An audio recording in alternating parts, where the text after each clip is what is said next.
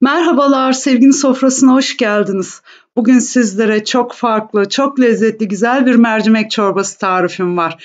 Kırmızı mercimekle yapacağım. Ama bunun öncesinde sizlere şunları hatırlatmak istiyorum.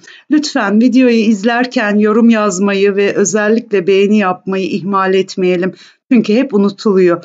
Ayrıca videomu aşağıdaki paylaş butonuna tıklayarak sevdiklerinizle ya da sosyal medya hesaplarınızda paylaşabilirsiniz. Bunun için çok mutlu olurum gerçekten. Evet, çok farklı dediğim gibi güzel bir mercimek çorbası olacak. Sadece bir bardak mercimekle nefis bir çorba hazırlayacaksınız. Kimileri sütlü mercimek çorbası diyorlar, kimileri terbiyeli mercimek çorbası diyorlar. İsmini bilmediklerinden kaynaklanıyor bu. Aslında çok eski bir çorbadır ve adı Çeşmi Nigar çorbasıdır. Şimdi öncelikle mercimeği yıkayıp bir süzgece koyacağım ve suyunun süzülmesi için bekleyeceğim. Diğer tarafta da tencereyi ocağa koyalım, ısıtalım ve içine 2 yemek kaşığı zeytinyağını ilave edelim. Zeytinyağı ısınınca bir adet iri küpler halinde de doğrayabilirsiniz. Daha sonradan el blenderından geçireceğimiz için çok küçük olmasına gerek yok. Soğanı ekleyelim tencereye ve şöyle hafif rengi dönünceye kadar kavuralım ara ara karıştırarak.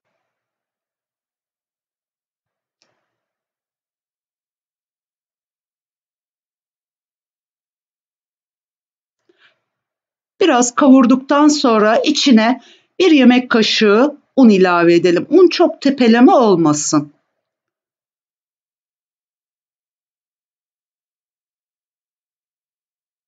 Bir dakika kadar da unla birlikte karıştırdıktan, kavurduktan sonra süzülmüş olan kırmızı mercimeği ilave edelim. Yine 1 dakika kadar bir kavuralım. Ardından 5 su bardağı 1 litre sıcak su ekleyelim. Bardağım 200 mililitrelik biliyorsunuz. Yavaş yavaş ekleyelim ve sürekli karıştıralım ki içine eklediğimiz un topaklanma yapmasın. Elbette sonrasında ihtiyaç halinde su ilave edebilirsiniz ama bu eklediğimiz su miktarı tam geliyor. Ben her zaman aynı ölçülerde yapıyorum. Ailem çok seviyor ve her zaman istiyorlar gerçekten. Şimdi 20 dakika bu şekilde orta ateşte pişmeye bırakalım. 20 dakika sonra gördüğünüz gibi mercimekler yumuşamış oluyor artık. Hemen bir el blenderından geçirelim. Tamamen pürüzsüz oluncaya kadar.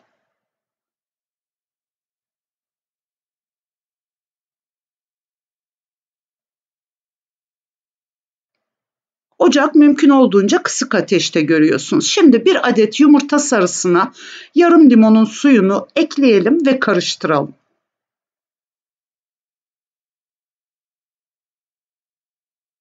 Daha sonra 1,5 çay bardağı süt ilave edelim. Çay bardağı 125 mililitrelik.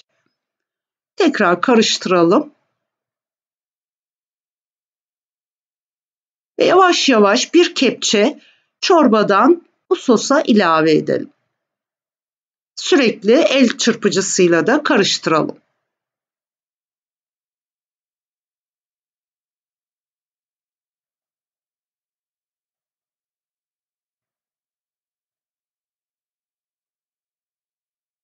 Bir tatlı kaşığı kadar tuz ve yarım tatlı kaşığı kadar da karabiber ekleyelim.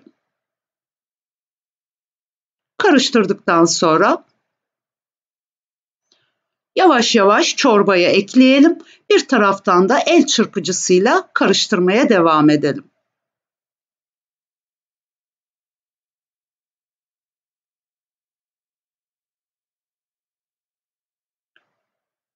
Sosu çorbaya ilave ettikten sonra orta ateşte ağır ağır karıştırarak kaynama noktasına gelinceye kadar karıştıralım. Bu aşamada karıştırmayı bırakmazsanız çorbanız kesilmez ve çok güzel bir kıvam olur. Görüyorsunuz yavaş yavaş kaynamaya başladı. Şimdi ocağı kapatıyorum ve çorbamı dinlenmeye bırakıyorum. Görüyorsunuz kıvamı da gayet yerinde. Dediğim gibi 5 su bardağı su tam yeterli geliyor. 1,5 bardak da süt ilave etmiştik biliyorsunuz. Şimdi çorbayı bir kenara alabiliriz dinlenmesi için. Hemen küçük bir tavaya bir tatlı kaşığı sade yağ koydum. 1 tatlı kaşığı kadar tereyağı, şöyle 1-2 yemek kaşığı kadar da zeytinyağı ekledim. 1 tatlı kaşığı dolusu da domates salçasını ekledikten sonra 1 dakika kadar karıştırıp kavuralım. Daha sonra 1 tatlı kaşığı nane, yarım tatlı kaşığı da seviyorsanız acı pul biber ekleyelim.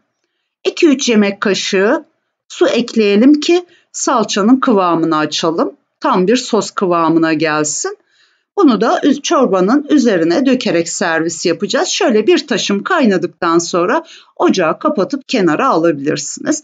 Ve ondan sonra çorbanın üzerinde dediğim gibi servis yapabilirsiniz. Eminim sizler de çok severek yapacaksınız ve yiyeceksiniz bu lezzetli çorbayı. Teşekkür ediyorum izlediğiniz için. Bir başka güzel tarifimde yeniden görüşmek ümidiyle. Hoşça kalın, mutlu kalın, sevgiyle kalın.